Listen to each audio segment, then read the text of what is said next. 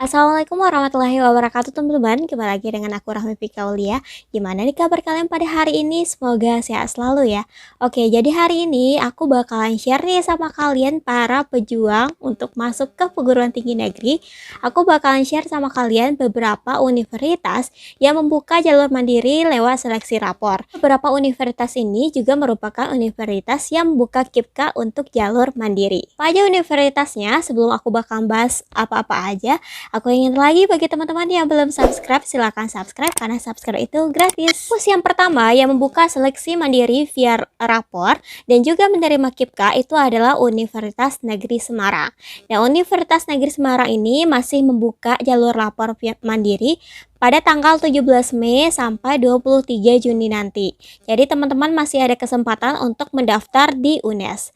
Dan untuk UNES ini sendiri untuk biaya pendaftarannya itu 300 sampai 350.000 sesuai bagian yang teman-teman ambil, apakah itu bagian sosum atau saintek saja, apakah itu bentuk jalur campuran. Karena di UNES sendiri teman-teman bisa lihat linknya di sini, teman-teman bisa lihat di situ ada aja persyaratan atau hal-hal yang harus teman-teman penuhi untuk mendaftar seleksi mandiri via rapor di UNES. Nah, di sini teman-teman harus memasukkan nilai rapornya dari semester 1 sampai semester 5.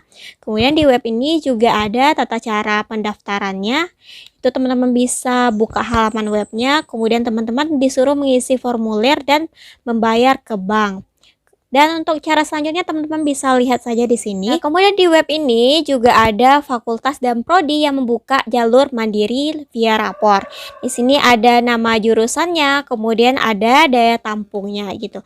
Dan teman-teman bisa lihat selengkapnya di webnya aja. Dan aku rasa untuk seleksi mandiri via rapor di UNES ini nggak terlalu ribet karena ada beberapa PTN yang seleksi mandiri lewat rapornya itu harus ada prestasi. Dan aku lihat di UNES ini nggak ada, teman-teman cukup menggunakan rapor saja. Jadi kalau teman-teman berminat untuk kuliah di UNES, silahkan mendaftar di link web yang udah aku share sebelumnya. Yang kedua itu adalah ITS atau Institut Teknologi 10 November. Nah, untuk di ITS juga membuka seleksi mandiri via rapor dan ini diperuntukkan bagi teman-teman yang berprestasi yang pengen kuliah di ITS gitu. Nah, untuk pendaftaran ITS ini sudah dibuka itu pada tanggal 8 sampai 31 Mei bulan ini. Jadi beberapa hari lagi bakal tutup. Jadi teman-teman silahkan persiapkan diri untuk mendaftar di ITS ini sebelum penutupan pendaftarannya dimulai. Pendaftaran di ITS itu sendiri yaitu 250.000 dan untuk daya tampung seleksi mandirinya itu cukup banyak yaitu 2.500 untuk seluruh jurusan yang ada di ITS. Karena di sini di ITS itu harus melampirkan juga prestasi teman-teman. Kira-kira prestasi apa aja yang bisa teman-teman lampirkan untuk bisa masuk seleksi mandiri di ITS. Yang pertama, teman-teman itu pernah lomba tingkat kabupaten, provinsi, nasional, dan internasional untuk lomba sains seperti matematika, kimia, ekonomi, baik bidang IPA maupun bidang IPS. Kemudian teman-teman juga memiliki prestasi atau prestasi olahraga di bidang kayak PON atau apa yang berkaitan sama olahraga. Kemudian teman-teman juga bisa melampirkan prestasi dalam bidang seni dan karya tulis ilmiah. Nah, kemudian bagi teman-teman yang menghafal Al-Qur'an itu juga ada jalur prestasinya.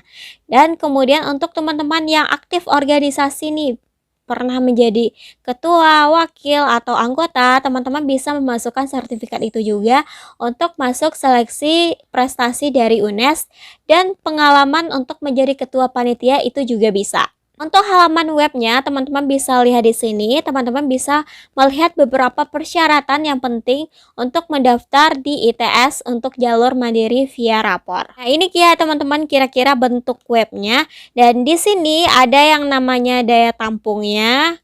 Di sini ada kira-kira 2.500 seperti yang aku jelaskan tadi. Ini juga udah ada rinciannya untuk jurusannya apa aja, kemudian fakultasnya apa aja, dan berapa jumlah daya tampung untuk seleksi mandirinya.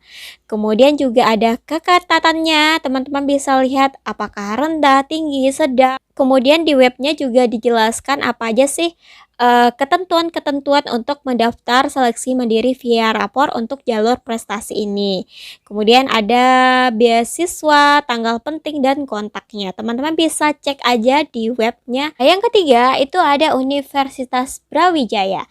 Nah, untuk Universitas Brawijaya itu membuka pendaftaran seleksi mandiri via rapornya itu dari tanggal 16 Mei sampai 22 Juni. Jadi masih lama, masih ada kesempatan buat teman-teman untuk mengumpulkan niatnya atau mengumpulkan berkas-berkas yang diperlukan untuk mendaftar seleksi mandiri via rapor.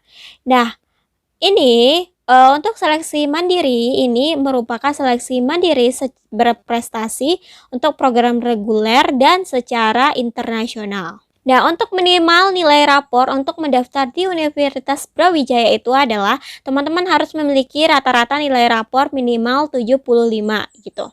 Juga ada beberapa persyaratan khususnya seperti teman-teman memiliki prestasi akademik juara 1, juara 2, juara 3 untuk Olimpiade Sains, baik itu tingkat nasional maupun tingkat internasional gitu.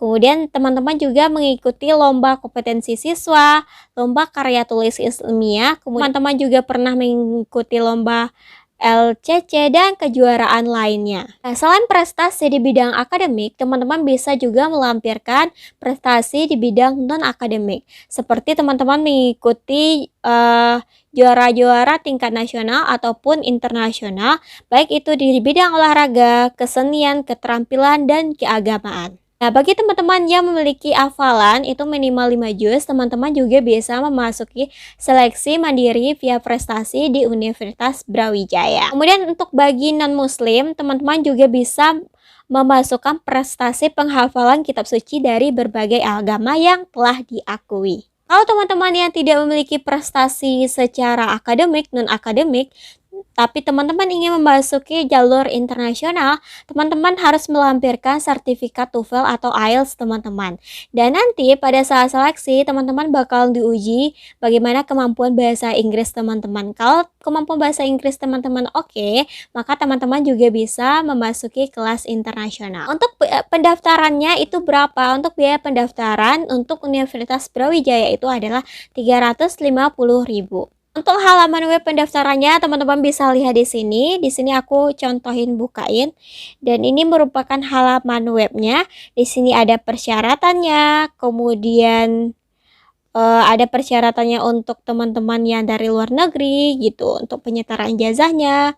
Kemudian nilai rapornya yang dimasukin 75. Kemudian untuk semesternya semester 1 sampai semester 5. Kemudian untuk prestasi khususnya, akademik, non-akademiknya. Dan teman-teman yang ingin memasuki jurusan studi S1 seni rupa murni atau D4 desain grafis itu juga disuruh melampirkan bukti portofolionya gitu, yang dimana untuk syarat-syaratnya bisa teman-teman lihat di web Universitas Brawijaya. Kemudian untuk teman-teman yang D3 keuangan perbankan itu juga ada persyaratan lainnya seperti tinggi badan, kemudian ngirim pas fotonya. Di web ini juga dijelaskan beberapa jadwal-jadwal yang harus teman-teman ingat untuk seleksi mandiri.